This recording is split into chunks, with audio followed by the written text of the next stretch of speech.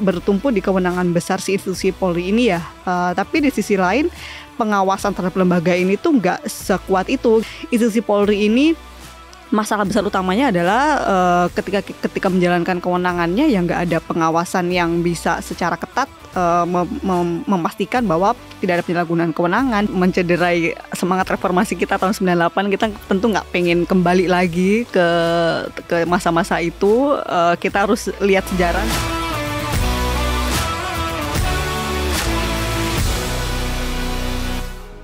Smart viewers, selamat datang di Good Talk di Binus TV sebagai digital content creator kampus pertama di Indonesia. Smart viewers slogan melindungi, mengayomi, dan melayani yang melekat pada Polri seakan-akan menjadi ironi karena data-data terbaru ini menunjukkan peningkatan yang signifikan terhadap kasus-kasus yang melibatkan anggota Polri. Nah, tentunya ini sangat mengkhawatirkan dan juga mencederai kepercayaan publik terhadap institusi penegak hukum di Indonesia.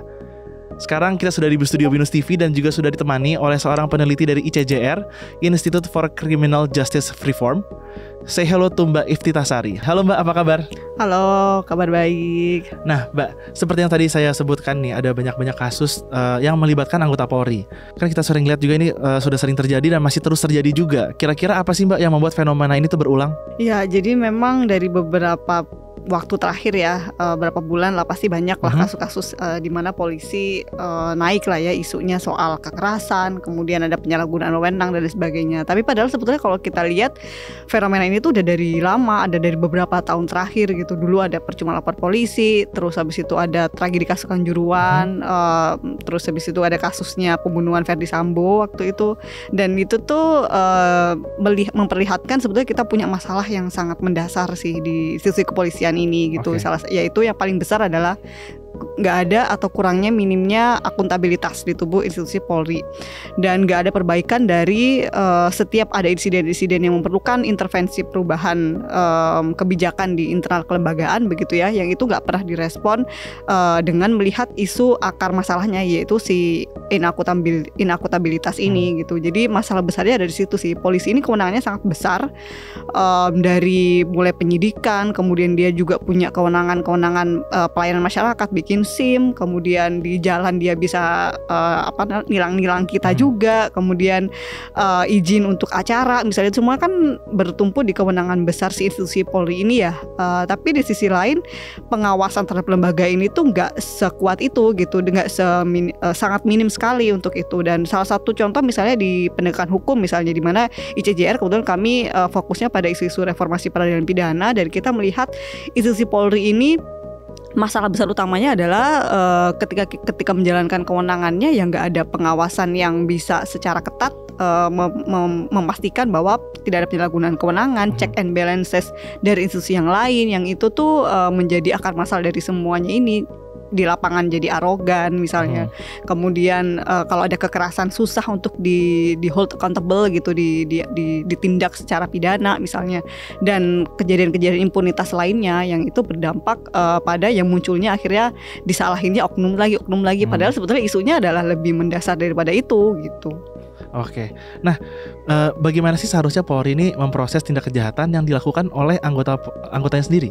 Ya, jadi memang ada proses peradilan pidana yang itu harus dijalankan oleh, tidak melihatlah siapapun pelaku tindak pidananya begitu ya, mau dia pejabat kayak atau mau dia warga biasa, dia aparat penegak hukum sekalipun, itu semuanya bertumpu pada sistem peradilan pidana yang di bawahnya ada namanya KUHP, Kitab Undang-Undang Hukum Acara Pidana. Jadi semua aturan main soal bagaimana memproses pidana seseorang, termasuk polisi, akarnya adalah dari KUHP. Nah, isunya adalah ketika di dalam akan memproses polisi, yang menjadi isu kadang ada masalah soal di internalnya polisi, hierarki di polisi sendiri, dan juga ada keengganan atau ketidakenakan begitu ya untuk bisa memproses koleganya yang lain gitu, karena memang secara kelembagaan mereka adalah dididik sebagai sebuah korps gitu, sebuah satu kesatuan gitu. Yang ini menjadi isu ketika misalnya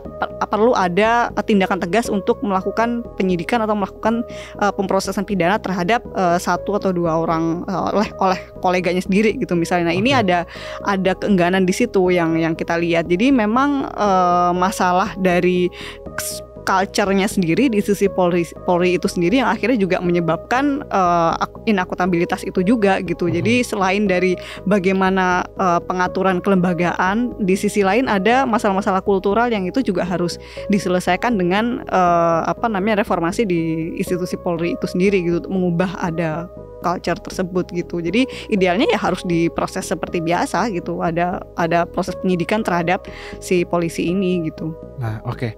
Nah, kalau gitu apa sih bentuk evaluasi dan koreksi terhadap Polri nih, Mbak? Yang bisa mengubah kepolisian untuk menjadi sebuah institusi yang sesuai dengan nilai kemanusiaan dan prinsip-prinsip negara berdemokrasi? Yang pertama pasti dia harus dirombak ulang, dipikirkan ulang soal pembagian kewenangannya. Institusi ini udah terlalu besar gitu. Seperti yang tadi aku sampaikan di sebelumnya, ada kewenangan untuk penegakan hukum gitu di bawah Barreskrim. Kemudian ada kewenangan yang terkait dengan pelayanan masyarakat, membuat SIM, kemudian SKCK dan sebagainya. Kemudian ada lagi kewenangan tilang di lalu lintas gitu ya. Terus ada lagi kewenangan pemberian izin untuk acara. Kalau misalnya kita mau ada acara segala macam atau kita mau demonstrasi dan segala macam kan itu harus izin dulu nih prakteknya. Nah ini kewenangan-kewenangan itu harus dipecah.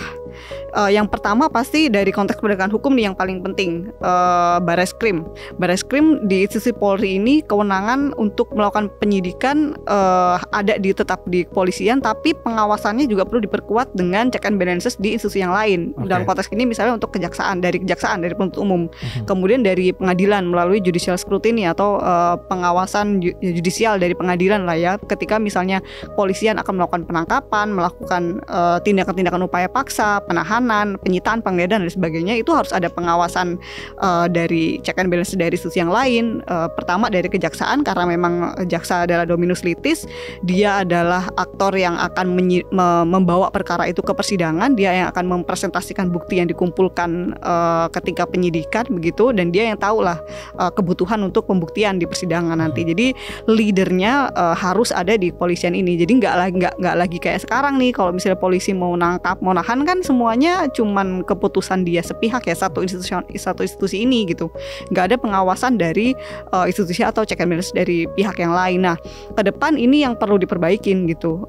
Untuk kewenangan penegakan hukum, maka check and balances dari kepolisian, kemudian dari hakim, dari pengadilan ketika misalnya mau menahan, itu juga harus ada izin dari hakim yang sesuai dengan standar. Kita tahu banyak kajian, ICJ juga melakukan kajian, banyak sekali hal-hal atau mekanisme-mekanisme yang sesuai dengan standar HAM internasional, di mana misalnya ketika orang mau ditahan harus dibawa fisiknya secara fisik nih ke depan hakim untuk dilihat nih orang ditangkapnya bener nggak ada dipukul-pukulin nggak ada nggak ada tindakan yang sewenang-wenang nggak. Nah itu tuh forum itu tuh harus ada gitu, harus dibentuk gitu, karena kalau kayak sekarang kan nggak ada yang ngawasin gitu. Kapan misalnya seseorang ditangkap terus habis itu dia entah dibawa dulu kemana atau mungkin udah diperiksa dengan cara yang nggak sesuai dengan KUHAP misalnya, nggak ada pendampingan penasihat hukum. Nah untuk mencegah hal-hal itu atau penyalahgunaan kewenangan yang di bagian sangat awal dari proses penyidikan, maka check and balances itu forumnya harus hadir gitu di isu itu untuk kewenangan kepolisian yang ini. Nah untuk kewenangan yang lain tentu ini juga perlu direfleksikan gitu ya, harus ada pembagian kewenangan yang juga sesuai sama fungsinya sekarang gitu. Ini juga masih dalam kajian yang berkembang sih teman-teman. ICJR kebetulan juga bergabung dalam koalisi reformasi polisi RFP. Kita ada berdelapan organisasi masyarakat sipil. Kita sekarang ini sedang menggodok soal bagaimana sih arah kebaruan kebijakan kelembagaan institusi Polri ke depan gitu. Nah salah satunya adalah pemecahan kekuasaan ini di Barreskrim tadi, dia di bawahnya kejaksaan dan juga under judicial scrutiny yang ketat. Di sisi lain untuk kewenangan-kewenangan seperti pelayanan masyarakat, kemudian isu-isu kewenangan lain yang terkaitan dengan lalu lintas misalnya, dia bisa ditaruh di bawah kementerian misalnya, entah di Kemendagri. Ini kan juga berkembang ya, beberapa wacana di media kan kemarin sempat berkembang gitu, bahwa kemudian isu yang lainnya misalnya untuk lalu lintas misalnya itu menjadi kewenangannya Dishub dan sebagainya. Jadi kita harus melihat fungsi itu menjadi yang memang sekarang dijalankan oleh eksekutif di bidang-bidang kementerian yang lain gitu. Jadi di satu sisi ada memang yang mungkin cocok untuk di bawah Kemendagri gitu, misalnya untuk izin acara dan lain sebagainya, itu bisa pengamanan misalnya ketika misalnya ada perlu bantuan dari kepolisian misalnya, yang itu harus melihat aspek dari keamanan aja ya, bukan untuk penegakan hukum ya. Itu mungkin bisa isunya masuk ke dalam kewenangan Pemda gitu. Pemda kan selama ini koordinasinya sama Kemendagri kan.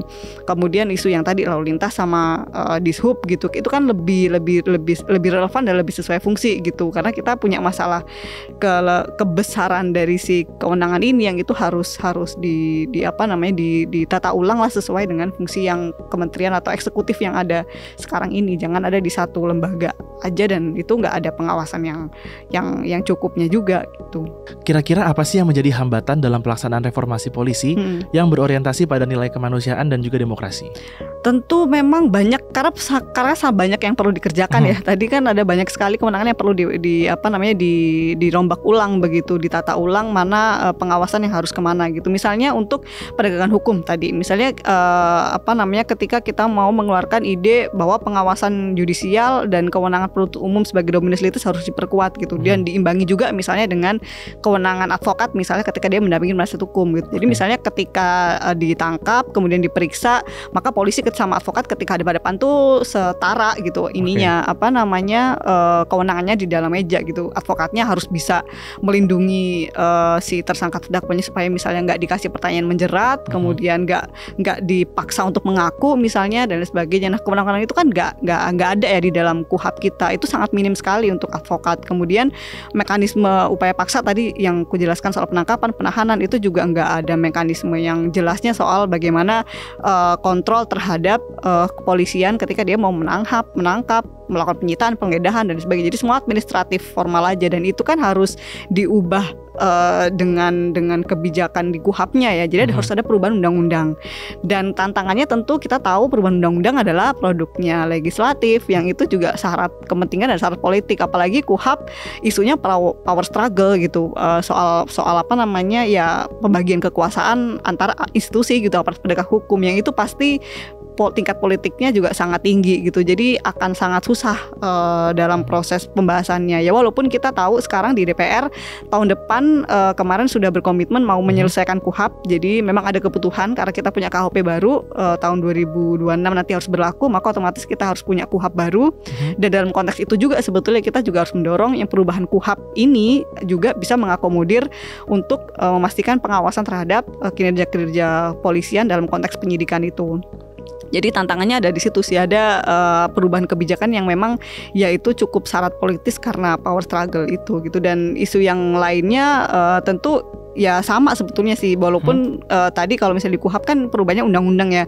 Kalau misalnya kita mengubah nomenklatur kelembagaan kementerian dan secara kelembagaan kan itu juga punya tantangan tersendiri lah soal ya bagaimana administrasinya nanti, kemudian nomenklatur yang lain, kesiapan infrastruktur dan lain sebagainya. Dan tentu di ujungnya ini juga akan berimbas pada anggaran atau budget gitu, dan ya itu otomatis sudah jadi inilah yang nggak ada lah kementerian, KL, institusi yang lain yang mau dikurangin budgetnya kan, itu ini konsekuensi logis banget. Jadi tantangannya akan banyak di situ sih.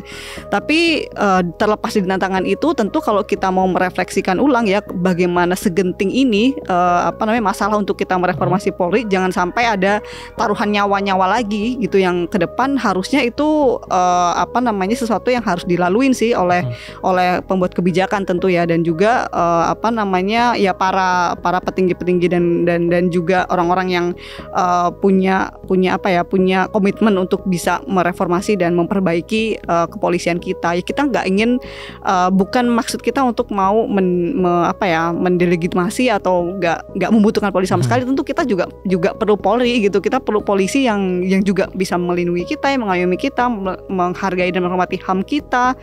Tapi di sisi lain isu untuk penguatan Polri ini kadang juga selalu dilihatnya menjadi ini upaya untuk melemahkan, ini upaya untuk bukan untuk mau memperkuat gitu yang dilihat, tapi lebih ke sisi permainan politik itu gitu. Dan padahal di sisi lain ya ada kepentingan lebih besar yang harus kita lindungin gitu, ada nyawa-nyawa ke depan yang perlu kita lindungin. Bisa jadi itu nggak cuma dekat dengan kita gitu, bisa jadi itu kejadian sama saudara kita, sama orang tua kita, adik kita, teman kita dan lain sebagainya. Dan dukungan publik itu pasti juga tentu penting ya, walaupun selama ini publik sudah banyak sih di sosial media dari dulu ada percuma lapor polisi, gerakan yang cukup masif waktu itu.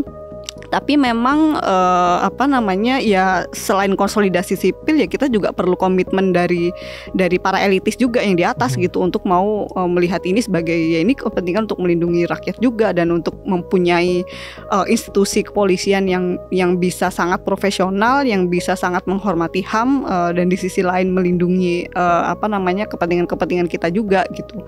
Jadi mungkin di situ sih tantangan dan juga apa yang perlu kita perkuat gitu ya ke depan. Oke, berarti cukup banyak juga dan cukup rumit juga ya. Kompleks banget ya. Nah, kalau menurut Mbak Tita sendiri nih, bisa nggak sih kita melewati semua tantangan itu untuk mendapatkan institusi Polri yang lebih baik lagi nih? Ya, kita harus optimis sih, pasti ya. Dan tadi salah satu komitmen elit misalnya soal perubahan KUHAP, sudah ada jalan gitu. Para anggota-anggota DPR kita berkomitmen mau mengubah KUHAP, mau melihat dan mengubah konsep soal penahanan, konsep soal bagaimana hak tersangka terdakwa harus lebih dilindungi, bagaimana kalau mereka disalah tangkap misalnya harus ada ganti kerugian yang memadai, mekanismenya harus jelas dan lain sebagainya. Itu kemarin terakhir kita diskusi dan kita mengikuti perkembangan diskursus dari DPR, sudah ada wacana ke arah sana gitu. Jadi ya kita lihatlah nanti kalau nggak salah di awal bulan depan, nanti di Januari akan mulai ada proses pembahasan, dan teman-teman masyarakat sipil juga kita juga aktif untuk mendampingi proses itu gitu ya. Kita terus proaktif ke teman-teman di DPR, ke tim di DPR untuk bisa memberikan masukan versi kita. Kita sempat waktu itu kemarin kita udah bikin draft KUHAP versi masyarakat sipil.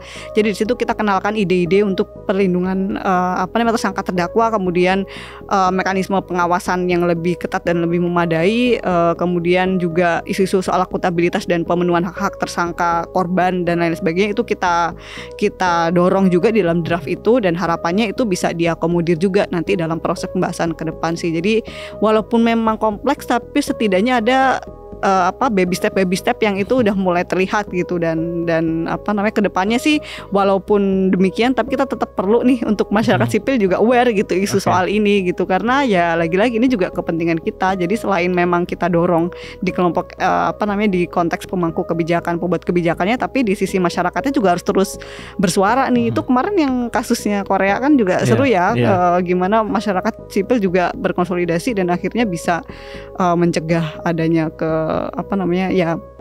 keputusan pembuat kebijakan yang nggak bijak lah gitu. Oke, berarti kita sebagai masyarakat juga harus aware dan juga tetap proaktif ya Mbak ya. Nah Mbak, untuk penutup boleh dong minta tanggapannya terhadap wacana Polri yang mau dijadikan di bawah naungan TNI lagi seperti era ABRI dulu.